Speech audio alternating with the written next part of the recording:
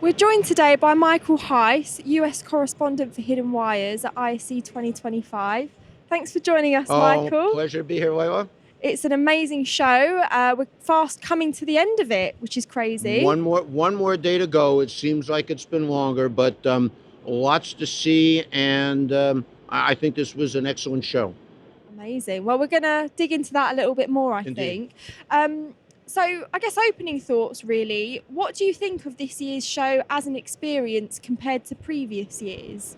Well, it's interesting. The unique thing about ISE is the combination of residential, which is, that world in which you and I travel, along with the commercial, industrial, and enterprise world.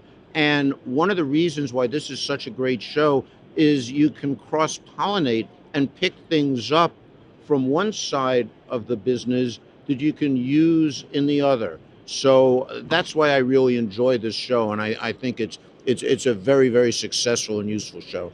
It's fascinating how different technologies and different areas within audiovisual are speaking to each other. Indeed. Just very broadly, I paid a visit to KRA earlier, and Right. they were talking about a combined speaker and light solution that was on show at their booth, which obviously sounds it sounds like something you wouldn't.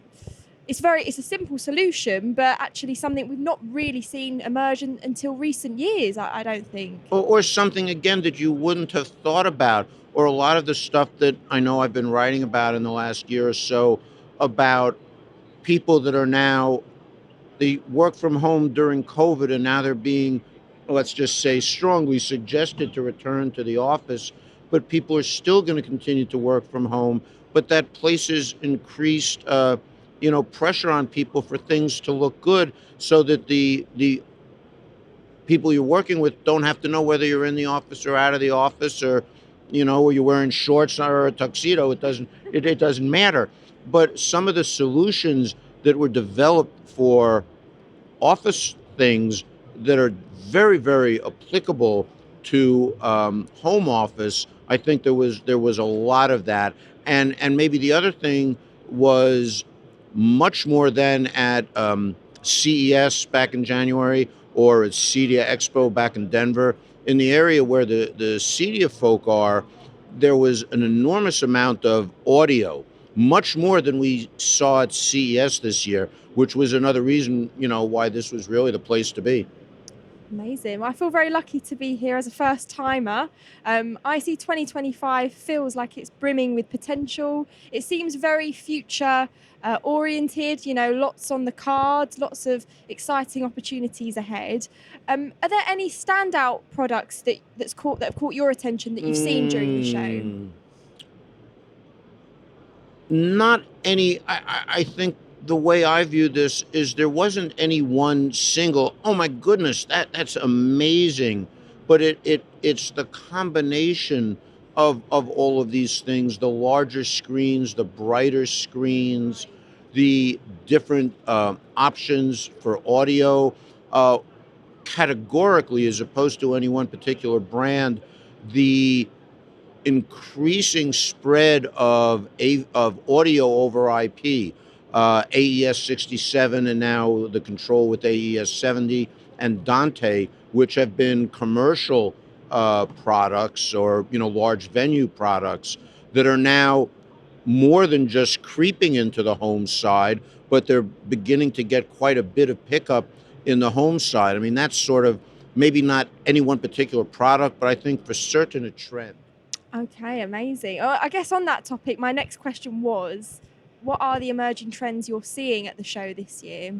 Well, and again, for our residential world, but also broader, increased use of audio and video over IP, the amazing growth in large size flat panel screens.